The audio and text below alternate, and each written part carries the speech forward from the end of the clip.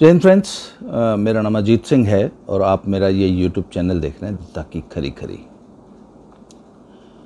कुछ हफ्ते पहले हम लोगों ने अफ़गानिस्तान काबुल से आने वाले वो वीडियोस, वो पिक्चर्स देखी थी जिसमें हज़ारों बदहवास परेशान लोग काबुल के एयरपोर्ट में घुस गए थे और अमेरिका के एक मिलिट्री ट्रांसपोर्ट प्लेन के ऊपर चढ़ने की कोशिश कर रहे थे।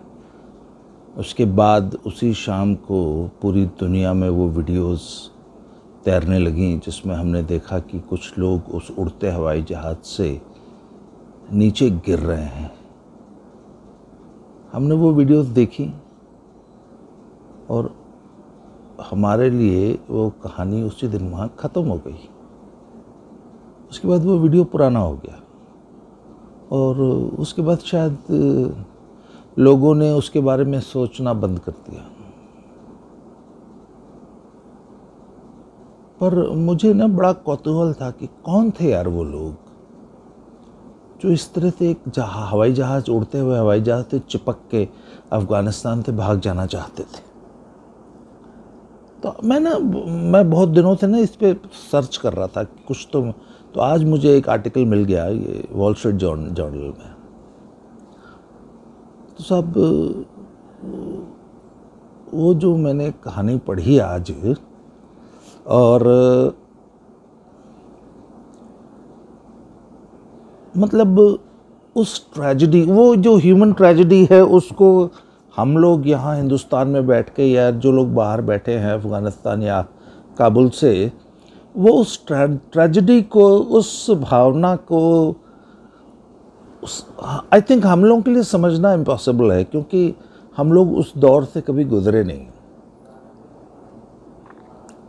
तो साहब, उस दिन हुआ क्या था कि काबुल का एक लड़का था, उसका नाम था ज़की अनवारी। 17 साल उम्र थी उसकी।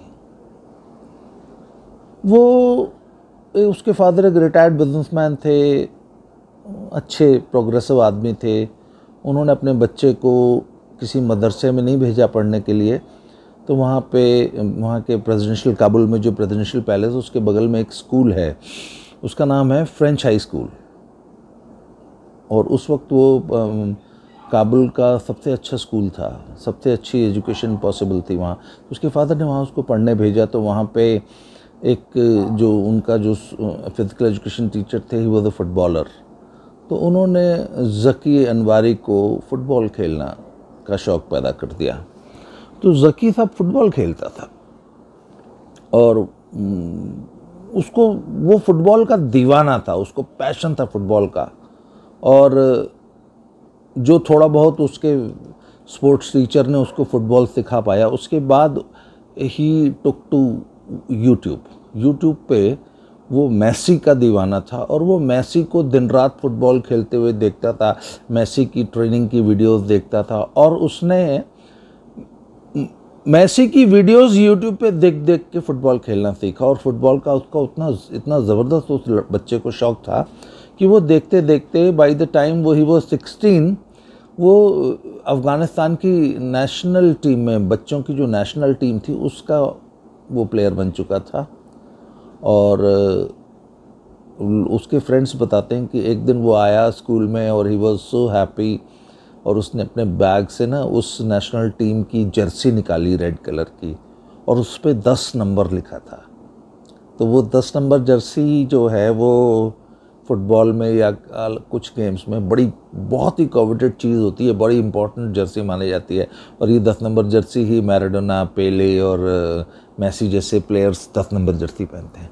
तो तब उसको 10 नंबर जर्सी मिली थी अपनी टीम में खेलने के लिए। और वो फ्रेंड्स उसके बताते हैं कि वो सो हैप्पी दैट डे कि उसने स्कूल में ना बर्गर्स खरीदे और बर्गर्स की पार्टी दी थी। तो सब उसके बाद फिर one fine day America decided कि हम जो है अफ़गानिस्तान छोड़ के वापस चले जाएंगे। और अफ़गानिस्तान उन्होंने एक दिन छोड़ दिया। और अभी अमेरिकन्स अफ़गानिस्तान छोड़ ही रहे थे कि तालिबान्स ने वापस काबुल पे कब्ज़ा कर लिया। तो अब ज़की अनवारी नहीं जानता था कि उसने वो पुराना दौर देखा नहीं था जो उसके फादर ने देखा था, या उसके फादर की जनरेशन ने जो तालिबानियों का जो पुराना दौर था वो देखा था, पर इस बच्चे को नहीं पता था। फिर इसको बताया गया कि तालिबान आ गए मीन्स सबसे पहले जो वो एक्टिविटी बंद कराएंगे वो फुटबॉल बंद कराएंगे। और जिस स्टेडियम में वो फुटबॉल खेलता था उसको बताया गया कि ये वही स्टेडियम है जिसमें तालिबान कभी जो है वो लोगों को संसार किया करते थे। वहाँ पब्लिक, उसी फुटबॉल स्टेडियम में ही वो तमाम पब्लिक एग्जीक्यूशंस होती थी कि लोगों को कमर तक ज़मीन में गाड़ के पत्थरों से मार दिया जाता था, पत्थरों से मार मार के। वो उसी फुटबॉल फील्ड में होते थे ये सारा पब्लिक एग्जीक्यूशन जिसमें वो आजकल फुटबॉल खेलता है। तो उसको ये समझ में आया कि अच्छा ये फुटबॉल फील्ड तो वापस वही कब्रगाह बनने जा रहा है, और तालिबान आते ही सबसे पहला जो काम करेंगे वो फुटबॉल बंद कराएंगे सब, क्योंकि फुटबॉल तो हराम है। तो अब उसने कहा कि अगर तालिबान आ गए हैं तो I will leave the country. तो हुआ क्या था कि एक दिन पहले, जिस दिन की ये घटना है ना, उससे एक दिन पहले अमेरिका का ऐसे ही एक C-17 ग्लोब मास्टर, जो अमेरिकन मिलिट्री का जो ट्रांसपोर्ट प्लेन है, वो काबुल आया था और लगभग 800 लोगों को जो उस हवाई जहाज में चढ़ गया और किसी तरह ठूंस ठांस के जितने लोग अंदर घुस सकते थे वो घुस गए, और वो उनको लेके उड़ गया और वो उसने कतार में उतार दी। कतर में सारे लोग उतार दिए। तो काबुल वालों को एक होप हो गई थी कि ऐसा कोई मिलिट्री प्लेन आएगा जिसमें हम चढ़ के इस देश से बाहर निकल जाएंगे। तो सब पूरा काबुल जो है वो एयरपोर्ट की तरफ दौड़ पड़ा। उन तमाम लोगों में उस दिन वो बच्चा भी था, ज़की अनवारी, उम्र 17 साल। तो सब वो, फिर आप लोगों ने वो तमाम वीडियोस देखे हैं कि वो ट्रांसपोर्ट प्लेन आया और आते ही पूरे सब लोग उस प्लेन के ऊपर टूट पड़े। तो उस प्लेन के बारे में ये बताया जा रहा है, अमेरिकन आर्मी ने एक स्पष्टीकरण दिया है कि वो प्लेन जो है वो कुछ ज़रूरी साजो सामान लेके आया था, और उस सामान को उतारने के बाद उनका ये प्लान था कि वो जैसे एक दिन पहले वो 800 कुछ लोगों को लेके गए थे कतर, उसमें जितने लोग बैठ पाएंगे बिना किसी वीज़ा के, बिना टिकट के, ऐसे ही बस। परंतु इतने ज़्यादा लोगों ने घेर लिया और इतने ज़्यादा लोग उस हवाई जहाज़ के ऊपर ऐसे ही चढ़ गए, वो आप वीडियोज़ आप हम सबने देखी हैं।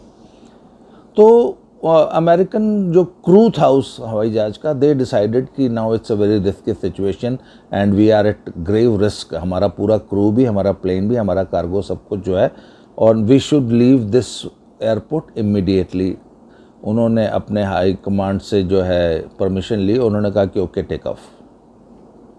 तब तक बहुत सारे लोग उस प्लेन के ऊपर चढ़ चुके थे, बाहर ही लटक रहे थे, और बताया जाता है कि उसके बगल में 2 अपाचे हेलीकॉप्टर्स भी थे जो लोगों को वार्न कर रहे थे कि आप लोग हट जाइए प्लेन के पास से, पर कोई उनकी सुन नहीं रहा था। तो साहब जब वो प्लेन आया तो ऐसा बताया जाता है कि ज़की अनवारी ने अपने बड़े भाई को कॉल किया। तो उसने बोला कि hey where are you, don't go, ऐसी गलती मत करो। तो ज़की अनवारी ने कहा कि नहीं, ये मेरी ज़िंदगी का आखिरी मौका है, मुझे हर हालत में यहाँ से निकलना है। उसने बोला नहीं, तुम निकल ही नहीं पाओगे। और इस तरह बोला नहीं, मुझे अपने ऊपर और मेरे अल्लाह के ऊपर भरोसा है। This was the last call he made to his brother. और उसके बाद फिर प्रत्यक्षदर्शियों ने बताया कि वो उस प्लेन के ऊपर चढ़ गया और लैंडिंग गियर जो था उसके बगल में एक बहुत मजबूत हुक था, उस हुक को उसने कस के पकड़ लिया और फिर प्लेन टेक ऑफ कर गया। ऐसा बताया जाता है कि बाकी लोग जो थे वो जब प्लेन ने टैक्सी करना शुरू किया रनवे पे, तो बहुत सारे लोग वो कूद गए थे वहाँ से, पर ये 3 लड़के जो थे दे रिफ्यूज टू जंप। और फिर प्लेन टेक ऑफ कर गया और टेक ऑफ करने के कुछ सेकंड्स बाद वो तमाम वीडियोस हमने देखी कि कुछ लोग उस उड़ते हुए प्लेन से नीचे गिर रहे हैं, और उन 3 लोगों में एक था हमारा ये बच्चा ज़की अनवारी, जिसकी ज़िंदगी का सिर्फ एक सपना था कि मुझे किसी भी तरीके से फ़ुटबॉल खेलना, मतलब फ़ुटबॉल मेरी ज़िंदगी है और फ़ुटबॉल को मुझसे कोई नहीं छीन सकता, और मैं अफ़गानिस्तान में रहूँगा तो मैं फ़ुटबॉल नहीं खेल पाऊँगा, इसलिए मुझे हर हालत में अफ़गानिस्तान छोड़ना है क्योंकि मुझे फ़ुटबॉल खेलनी है। सब बात यह है कि ज़की अनवारी की जो माइंडसेट है ना, उसको हम लोग यहाँ बैठ के हम समझ नहीं सकते। और आपको ध्यान होगा कि जब आर्टिकल 370 को एबॉलिश किया भारत सरकार ने, तो वहाँ पे हमारे जो लेफ्टिनेंट गवर्नर हैं वो इन दिनों मनोज सिन्हा जी हैं। तो मनोज सिन्हा जी ने जो सबसे पहला काम किया कश्मीर में, उन्होंने कहा कि भारत सरकार से कहा कि आप ज़्यादा से ज़्यादा स्पोर्ट्स की स्कीम्स हमें कश्मीर में चाहिए, और ज़्यादा से ज़्यादा स्पोर्ट्स का इंफ्रास्ट्रक्चर हमें तैयार करना है। और इन दिनों भारत सरकार और कश्मीर की सरकार गांव में भी जो है फुटबॉल ग्राउंड्स तैयार कर रही है, स्टेडियम तैयार कर रही है, और ज़बरदस्त वहाँ पे स्पोर्ट्स के इंफ्रास्ट्रक्चर में खर्च किया जा रहा है और स्पोर्ट्स का इंफ्रास्ट्रक्चर तैयार किया जाए, और गांव-गांव में, छोटे छोटे कस्बों में, शहरों में सभी बच्चों को स्पोर्ट्स में इन्वॉल्व किया जा रहा है। क्योंकि ये एकदम सच्ची बात है कि किसी भी बच्चे को अगर फोकस्ड बनाना है और तमाम उल्टी सीधी बातों से दूर रखना है, तमाम मानसिक वर्जनाओं से दूर रखना है, तमाम दुश्वारियों से अगर दूर रखना है और तमाम गंदगी से अगर उसको दूर रखना है, तो उसको स्पोर्ट्स से जोड़ दो। हर बच्चे को स्टेडियम में पहुंचा दो और उसको कॉम्पिटिटिव स्पोर्ट्स से जोड़ दो। उसको अर्जुन की तरह चिड़िया की आंख के अलावा सब कुछ दिखना बंद हो जाएगा। वो दुनिया की तमाम बुराइयां उसे दिखनी बंद हो जाएंगी। उसका सारा का सारा ध्यान उस स्पोर्ट्स पे लग जाएगा। स्पोर्ट्स एक इतना बड़ा बाइंडिंग फैक्टर होता है, एक इतना बड़ा जरिया है हमें पॉजिटिव एनर्जी की ओर ले जाने का। और इससे बड़ा, इसका सबसे बड़ा उदाहरण अफगानिस्तान का वो बच्चा था ज़की अनवारी, जो एक युद्धग्रस्त देश में भी, जिसमें तमाम फैनेटिज्म है, जिसमें तमाम मतलब सब लोग आपस में लड़ रहे हैं, पूरा वो दुनिया के लिए अखाड़ा बना हुआ है वो देश, और उस बच्चे को सिवाय अपने फुटबॉल के और कुछ नहीं दिखाई दे रहा था। वो सिर्फ एक सपने को जीना चाहता था, उसका फुटबॉल। तो साहब उस दिन जब वो बच्चा उस एरोप्लेन से गिरा ना, वो वीडियो हम सब ने देखा, तो वो हमारे लिए तो एक नॉन डिस्क्रिप्टिव, एक छोटी सी आकृति थी हमारे स्क्रीन पे। कुछ सेकंड के लिए हमें वो गिरती हुई दिखाई दे रही थी, पर अगर आप उसको नज़दीक से देखें ना, तो हमें आपको दिखाई देगा कि वो न सिर्फ उस 17 साल के बच्चे का, बल्कि एक नेशन का सपना था जो उस दिन गिर के चूर चूर हो रहा था। तो आज जब मैंने ज़की अनवारी के बारे में पढ़ा ना, तो आई वाज सो मूव्ड।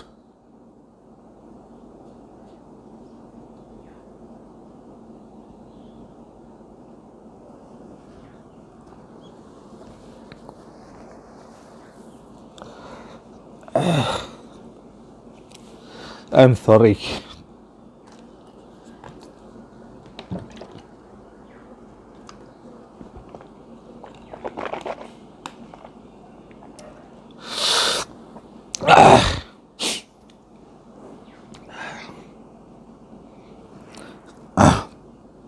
इस वीडियो को देखते समय ना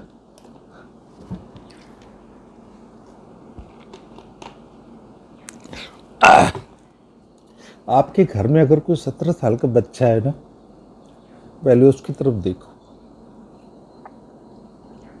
देन यू विल रियलाइज कि ये जो धार्मिक जो हमारी फैनेटिज्म है ये हमें कहाँ लेके जा रही है, और हमने जो ये दुनिया को अपनी पॉलिटिक्स का, अपनी कूटनीति का जो अखाड़ा बना रखा है, हम दुनिया को कहाँ लेके जा रहे हैं। और असल में दुनिया के जो बच्चे, जो हमारी नई जनरेशन है, वो क्या चाहती है?